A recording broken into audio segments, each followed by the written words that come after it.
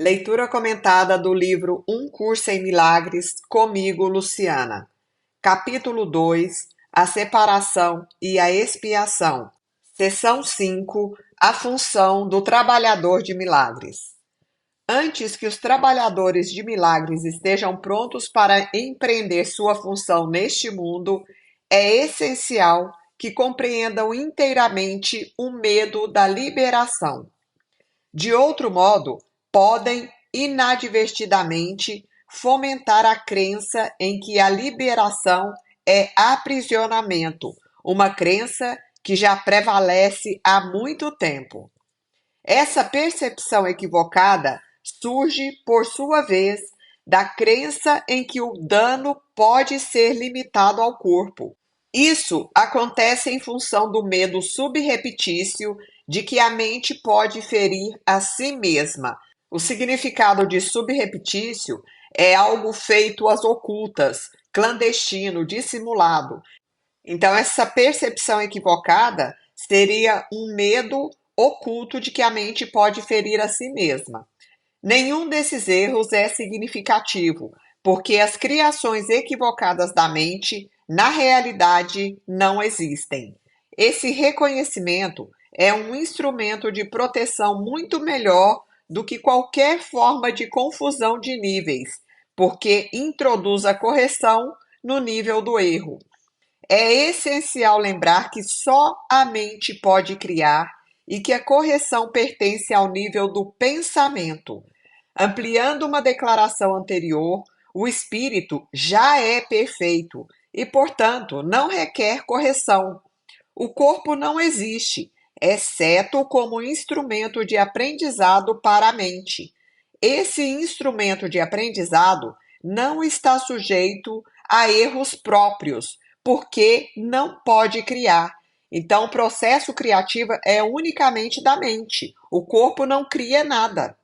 Então, é óbvio que induzir a mente a desistir de suas criações equivocadas é a única aplicação da capacidade criativa que é verdadeiramente significativa.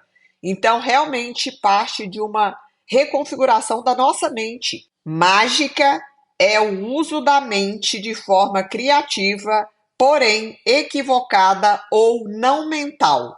Os medicamentos físicos são formas de encantamentos. A palavra encantamentos aqui está entre aspas. Mas se tem medo de usar a mente para curar, não deve tentar fazê-lo.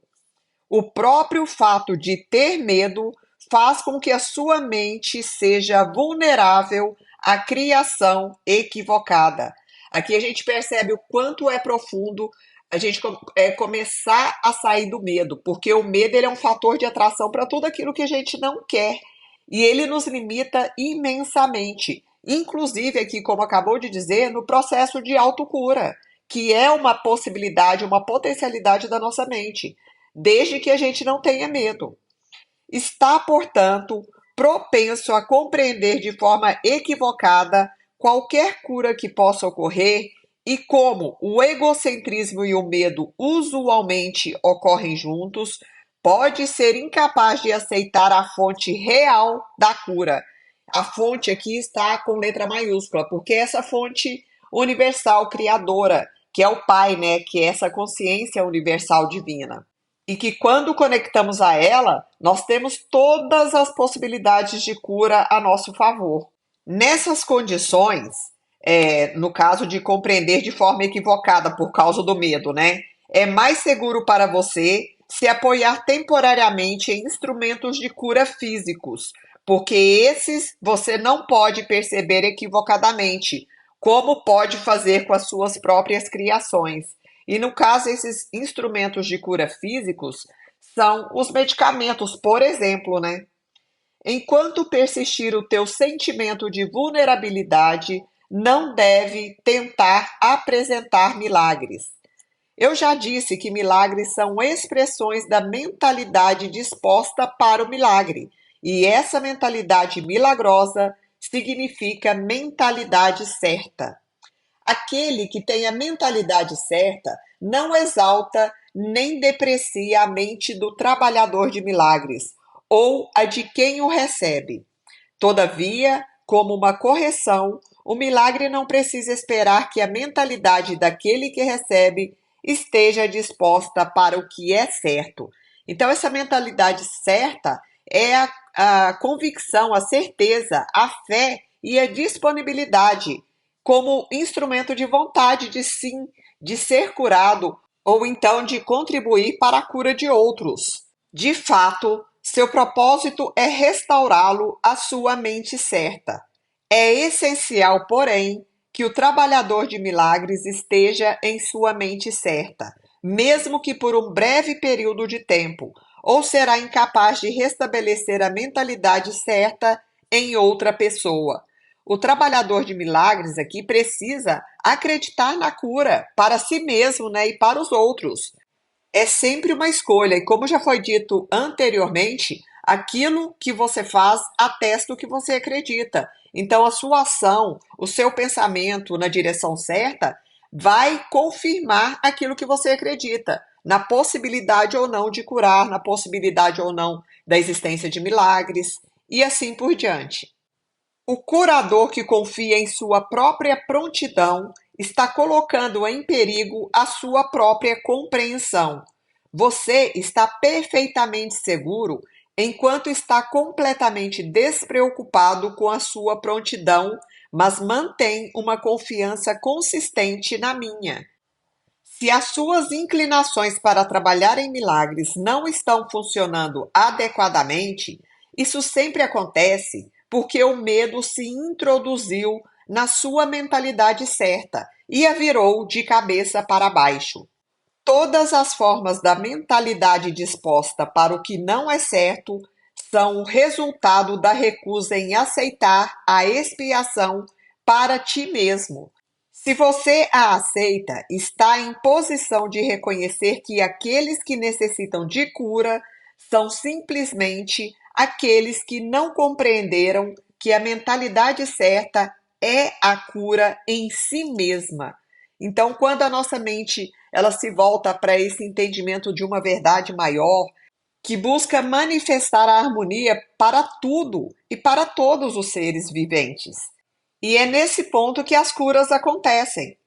A única responsabilidade daquele que trabalha em milagres é aceitar a expiação para si mesmo. Isso significa que reconhece que a mente é o único nível criativo e que os erros que ela comete são curados pela expiação. Uma vez que aceita isso, a sua mente só pode curar. Aí a gente se torna um fator de soma, tanto para a gente mesmo, quanto para os outros, né? E para o planeta como um todo.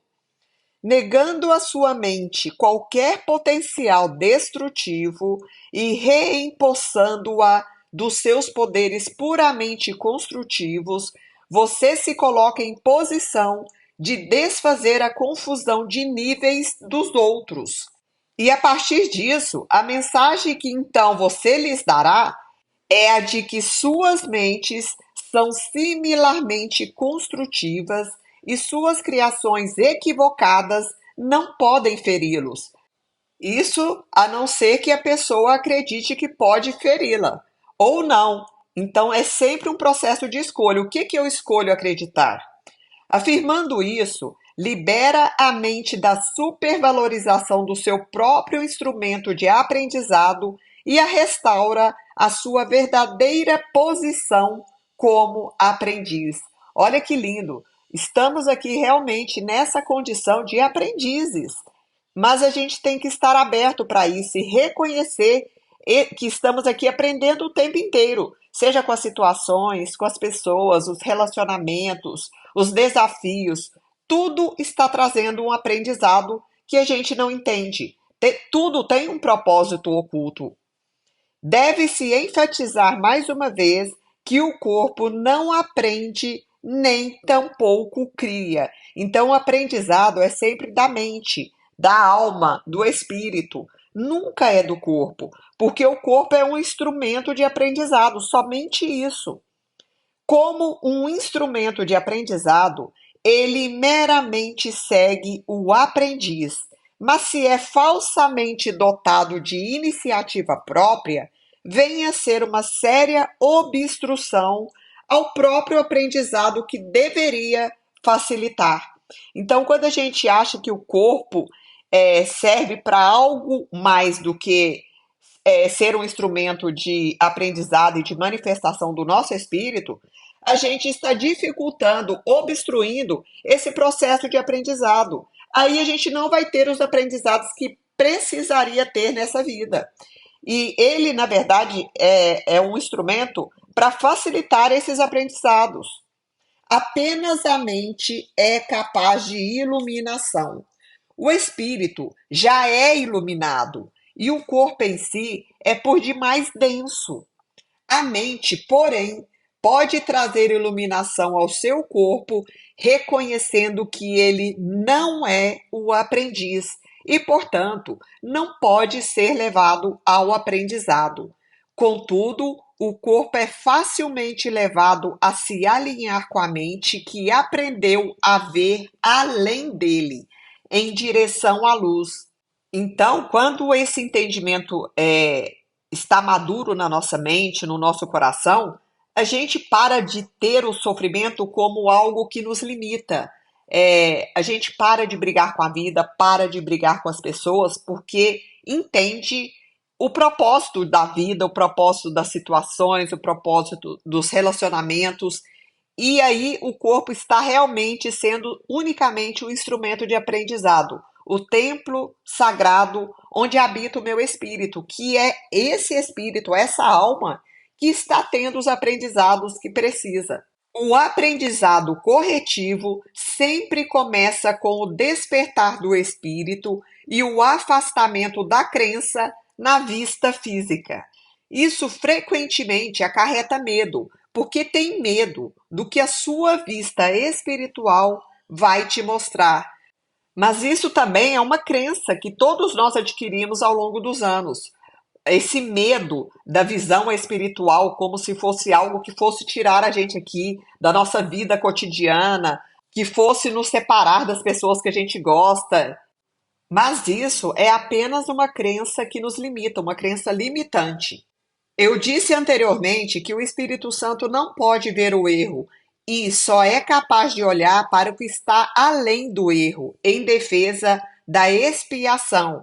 Trazendo mais uma vez aqui, a expiação é o desfazer dos enganos, das ilusões, dos erros que a gente pensa, né, dos pecados que a gente pensa que cometeu.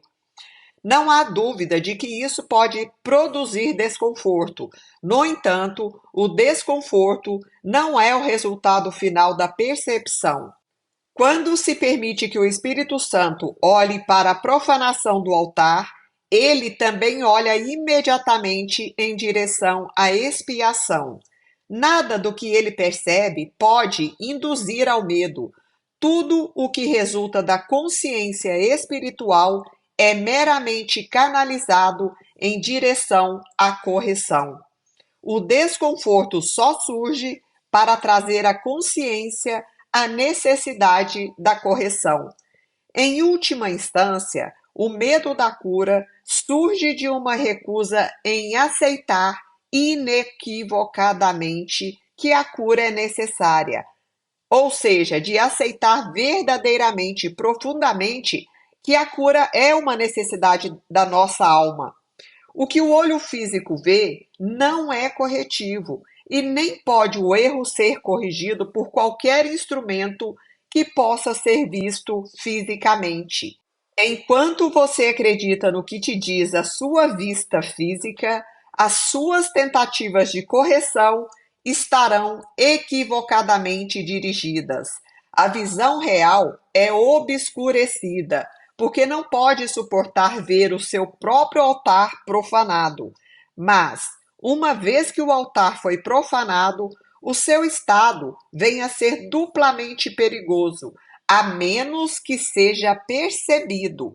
Aí, mais uma vez, entra a nossa condição, a nossa posição de observador da gente mesmo, de como a nossa mente está agindo, para onde ela está nos levando. A cura é uma habilidade que foi desenvolvida após a separação, Antes disso, ela não era necessária. Como todos os aspectos da crença no espaço e no tempo, ela é temporária. Contudo, enquanto o tempo persiste, a cura é necessária como um meio de proteção. Isso é assim porque a cura se baseia na caridade, a caridade aqui como significado de amar ao próximo como a ti mesmo, sem esperar nada em troca. E a caridade é uma maneira de perceber a perfeição no outro, mesmo quando não pode percebê-la em si mesmo. Olha que profundo isso. Como a gente sempre está olhando os defeitos, aquilo que o corpo físico, a aparência, as ações físicas nos mostram. Mas ele já disse aqui várias vezes que todos nós, em essência, somos feitos à imagem e à perfeição de Deus, né? Semelhança aqui no caso, essa perfeição divina. A maioria dos mais elevados conceitos que você é capaz de ter agora depende do tempo. E fala sobre essa experiência que a gente vive, chamada vida, aqui no espaço-tempo. Por isso que o tempo é um fator também importante, assim como o corpo físico, como veículo de manifestação. A caridade é realmente um reflexo mais fraco de uma abrangência do amor muito mais poderosa, que está muito além de qualquer forma de caridade que possa conceber por enquanto. A caridade é essencial à mentalidade certa, no sentido limitado no qual ela pode agora ser alcançada. A caridade é um modo de olhar para o outro como se ele já estivesse muito além de suas realizações fatuais no tempo. Como o seu próprio pensamento é faltoso, ele não pode ver a expiação para si mesmo, ou não teria nenhuma necessidade de caridade. Então, olha que profundo. Dá a entender que a caridade aqui é no sentido de confiar na integridade e no potencial de cada um de nós. Primeiro no nosso também, né? E no de todos os seres. Então, quando a gente não olha o erro, não olha o processo equivocado da mente do outro, e entende que, mesmo que ele não saiba e que ele não entenda isso nesse momento, ele também é um ser perfeito, a gente está manifestando essa caridade que ele fala aqui. Isso no meu ponto de vista.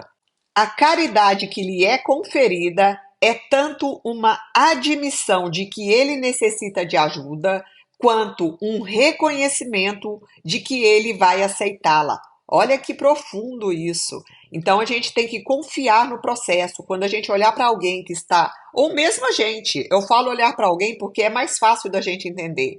Mas isso começa com a gente, antes de tudo.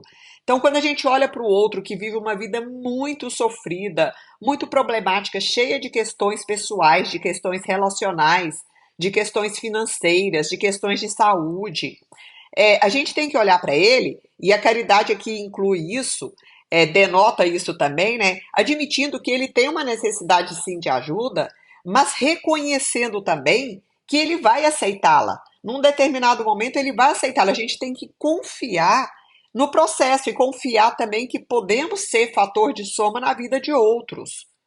Essas duas percepções claramente implicam em uma dependência em relação ao tempo, fazendo com que seja evidente que a caridade ainda está dentro das limitações deste mundo. Eu disse anteriormente que só a revelação transcende o tempo. A revelação, no meu entendimento, é esse instante em que acontece algo que a gente chamaria de milagroso, né? Um insight poderoso demais que nos traz uma consciência mais elevada e que nos coloca num estado emocional, vibracional, que potencializa muitas vezes curas, entendimentos maiores, resoluções nos relacionamentos, insights do caminho que a gente deve seguir. Ou seja, é tudo aquilo que de alguma forma nos inspira.